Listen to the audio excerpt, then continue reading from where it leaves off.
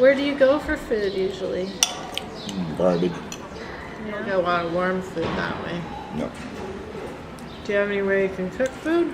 No. Used to be able to go in 7-Eleven, but they're kind of tight about it now. Oh, you used to be able to use their microwave? Yeah. You have to buy something. Do you ever go to Food Not Bombs? No, they seem to never show up at the right time. Well, they do. I mean, they're there every Sunday. They're sometimes later. 3:30ish is what they say, right? Yeah, for some reason at that time I'm usually somewhere else. They make good veggie food. And if you go help out at the kitchens, then you get access to all that food. I know they get a lot of organic stuff from Madrona Farms. Yeah, it'd be nice to have a little window box of garden somewhere. Even if you get them herbs, fresh stuff all the time. So you don't ever go to the soup kitchens, or? Yeah, I got $10 worth of hands ripped off the other day, so. Went in, washed my hand, got a coffee, and that's all it took. What they did, open a bag, they got another bag within the bag, closed the bag up, cameras all around, people sitting there watching them. Huh.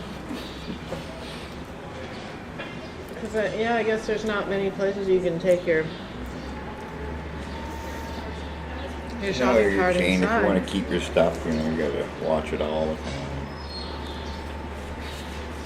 What do you do with it when you're sleeping? It's all right next to me.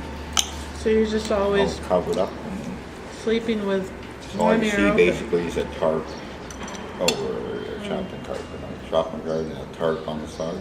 And I got a tent fly too, so the whole thing works just like you wouldn't even know where my head is if you did want to rip me off. Really, they kind of leave you alone at night now? Yeah, lately they have. But a couple of times early in the morning, first thing I get up, I don't stop. What's your name? If they don't know my name. Yeah. Take your handcuffs on for any reason whatsoever. If you say anything, boom, I'm going to handcuff. And keep me standing there for a while, look through my stuff. Probably take anything they want. Do they? Oh, yeah. They've taken stuff off me before. Really? Like what kind of stuff? Bikes, parts, coffee mug, pot, my medical marijuana. And when they took my bike and cart, I lost a lot of stuff because it was all in the cart kind of thing. Right. There was a truck full of my stuff, but I couldn't even climb up to get it down. I just pulled my guitar down and walked away. Do you ever get beat up? Oh, I almost got killed once. This guy was, I was coming down the hill near the bus depot, and as I hit the street, these two big drunk people, one of them just kicked my car out of nowhere, and the car was right beside me. I could have landed right under the bike. Wow. And I just stopped, what the hell? And he goes, "Ah, you bitch, blah, blah, blah." 3 in the morning. Oh. Luckily, the car that, I could have got killed, but I stopped and just stayed there. We didn't get out, but there was a car there. And I was just, luckily I was able to talk the guy down because I'd been around drunk so much. Right. And all I said was, "Yeah, well, man, I know you have a lot of hate, man. God can help you." And he came at me, and I could back up pretty quick because I wasn't drunk. But they were big, and they were drunk, and they were full of anger. You think they would have And pounded then on you? got the cart again. I wouldn't let him hear me. I was just moving back. He kicked the cart again. He couldn't get me, so he kicked my cart again. He still didn't do fine. The third kick, he kept it over. I'm there. "Okay, happy, thank you, sir." They kept wavering whether they wanted to come back and beat me up or not. But the car there kind of stopped that. Like that saved me. Wow. Otherwise, I would have had these two very large, drunk, angry people. So. How do you avoid that in this town? There's lots of drunk kids around in the middle of the night. Faith in God. All I kept saying to God, "God bless you, buddy." And he just kept getting angry. And "God bless you." That's all I said. Oh. He finally took me. I had to do that to the police. I just stand there. I don't say anything anymore. I'll just pray. And finally they go, "It's amazing the power of prayer." And you know, it's amazing that I have to use that against my own police force.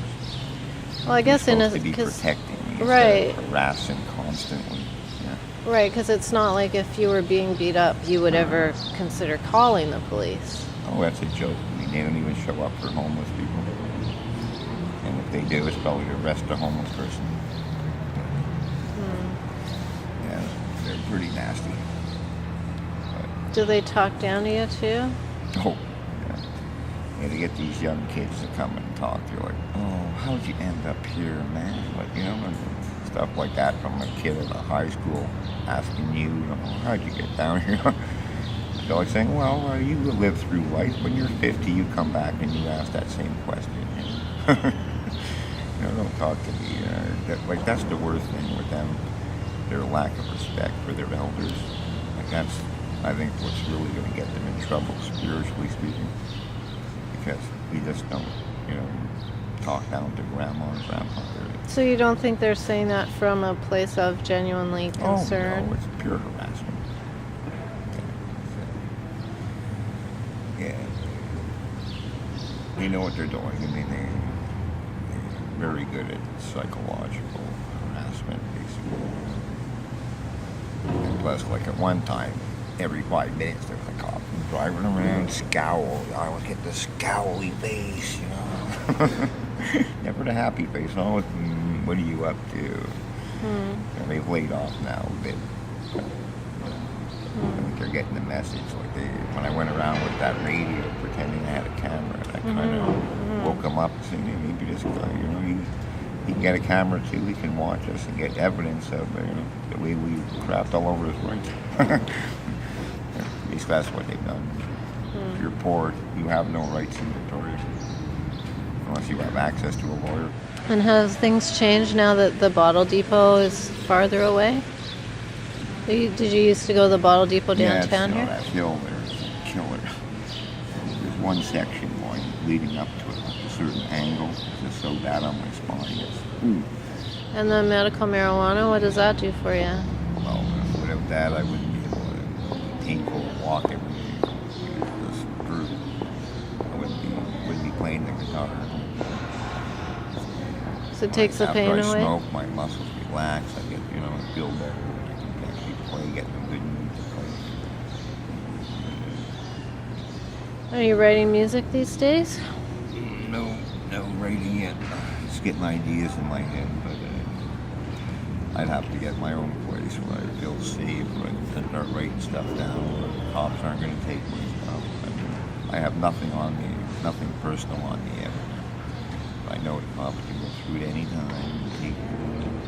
Right. It'd be nice if there were lockers. There used to be lockers Yeah, at even the that would be a bus major station. improvement. Yeah. But no, they just, anything, the comfort of the poor is gone. They're taken out. Just, you know, basic human comfort. I can only dream of that. What about Tent City? Oh, wow. That would be such a relief. You would like one where there's not, where the hardcore drug Yeah, have people separate aren't, ones. have separate ones? Yeah. One for the hardcore drugs, one for the drugs, and one for the people who just want to smoke pot and relax. The quiet ones, you know, honest and quiet, don't bother anyone. You know, the worst thing that I found is that everybody seems to be buying into the villainy of the homeless, and I used to buy into that. Like, I used to look at the homeless, the black, dark, dirty people in the doorway, say, ooh, what the, you know, and now I know them, I know they're humans, I know, you know, I don't know how they got there, but I know people get there, you know, it happens. And their soul is just as good as anyone else's soul. Some of them are more beautiful than anybody I've met. Some great souls end up in dark, cold places.